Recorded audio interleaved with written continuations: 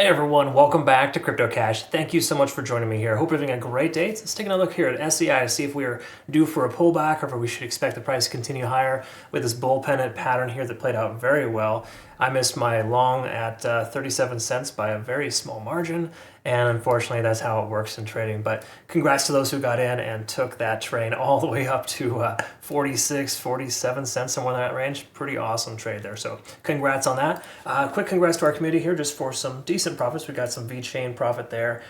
We took it along there yesterday, as well as Polkadot. Good, 20% average for either of those two. ICP 53, Cardano 44, and Near Protocol 48. So it's been a nice little trade setups this week. Those are all 5x leverage trades, folks. By the way, we don't get too crazy and out of control with our trading, but again, consistency I think is most important. So let's see if there's any consistency with what we see in the back end here for SEI, because when we looked at liquidation levels from yesterday, I think we're getting closer to the end. In other words, there's not a lot of liquidation left to the upside, but that was, when the price is much lower. So if we take a look here, price basically just took off and ran. There was a decent amount of liquidation, somewhere in the range of about $1 billion in liquidation if you add that all up to between 40 and 46 cents.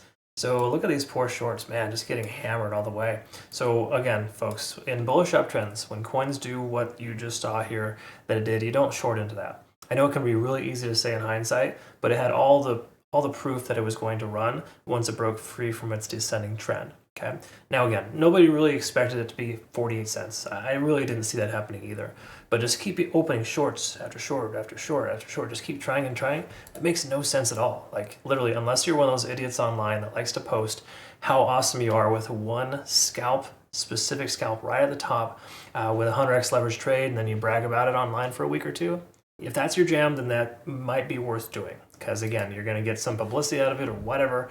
People are probably going to think you're awesome because you had a surgical entry. But I don't really care about that personally, and I don't think most people do, and I just think it's very stupid. So anyways, I'll tell you how I really feel, right? Let's go ahead and take a look at the daily time frame and work our way down. So what we want to look at here, obviously, we see a massive volume candle that tells us pretty obvious that you don't want to short into that. Keep in mind, volume isn't the only indicator that the price is going to sustain itself. There's other ones too, but this liquidation range has been swept, so we can kind of go ahead and get rid of that. We do want to recognize that this fair value gap could get filled. That's a pretty substantial one. So just keep in mind in trading, what goes up must come down.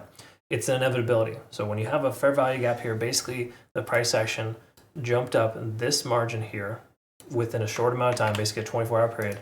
There's a likelihood of the price pulling back down to 39 cents. That would be an awesome entry, honestly. The reason why is because we have a lot of local support here and areas of interest that would cause the price action to basically bounce off that level. So I'm just going to set a loose alert here at about 39. Let's do 40 cents instead. And just kind of pay attention to that, see if it comes back down that level, maybe catch that bounce. Either way, you don't blindly jump into that. I'm going to reevaluate the time, so please understand that there's more to trading than just setting alerts and jumping in blindly. But the concept is that we'll probably find some success at that point if the price even comes down to that level. We're over 70 in the RSI here right now. This is a strong reason not to take any short positions. When you get overextended like this, I know it seems weird, but in monumental push-ups here like this, when we see this and we have a lot of money flow into the coin, there's a reason why it's going to be sustaining itself until it crosses back down. So me personally, until I see the RSI back under 70 on either the daily or the 4-hour, I don't consider securing profits. Okay. Now you might want to secure profits because I'm willing to guess the 4-hour time frame might be slowing down. Let's see here. We're getting closer. Not even very close, honestly, but we're seeing a little taper here. Needless to say, when the RSI comes back down under 70, that's generally when you want to consider securing profits. And what that could do for us here, honestly, if the RSI comes back down, because again, ideally the price goes sideways here, RSI cools down, bounce off 70, keeps going higher. But if we lose 70, there's a distinct chance we might see the shift in momentum to fill this fair value gap. Okay? Again, those are just little things we want to pay attention to and look for. Future reference, I will post an updated playout chart on our Twitter, Telegram, and Discord here soon. So if the charts seem kind of funny and you're like, hey, wait a minute, your fib levels are off. I'll update that. I always send out something here more relevant with a cleaner chart, so you kind of see what I'm thinking about certain coins. And obviously I include liquidation with it too. So just know that's available for you if you want to consider. And I want to say thank you to everybody who's been liking not only my YouTube videos, but my Twitter posts. They've been getting a little bit more traction lately. So I thank you for that. Appreciate it. So SEI, what we want to look at here is a couple of things. I mean, we can extend our fib levels up here since we've got a daily candlestick closure already above the price action. You generally want to wait until that happens. But at this point here, we can see there's going to be some key levels here. This 0.382 fib level, my money's on 40 cents as a good strong pivot if the price pulls back. Again, it's not a guarantee, but there's a possibility there. We could even see that be, kind of part of an Elliott wave too. So I'll draw that out later. Don't want to kind of get too theoretical here, but at this point, everything's kind of telling us that we're massively overextended, but we're also in a good situation here where the price action should be able to sustain itself, pending Bitcoin doesn't make a run towards 61, 62K. I said that on most videos today, by the way. Really, a lot of it hinges on that. Bitcoin is slowly bleeding out here, nothing terrible, but what's great is Bitcoin dominance is remaining the same, and most altcoins are kind of staying in their current range. They're not really losing themselves altogether. So to see Bitcoin, retrace, which may seem like a small margin, but by 2.5, almost 3%, that's a pretty big deal, where altcoins for the most part are just kind of like, okay, we're just going to wait, we're going to consolidate here. Once Bitcoin stabilizes, we're going to leg up again. Altcoins are definitely the right way to go right now as far as longs are concerned. I would not recommend shorting altcoins right now. You might find some success, but the overall trend is up. It makes no sense to trade against the trend.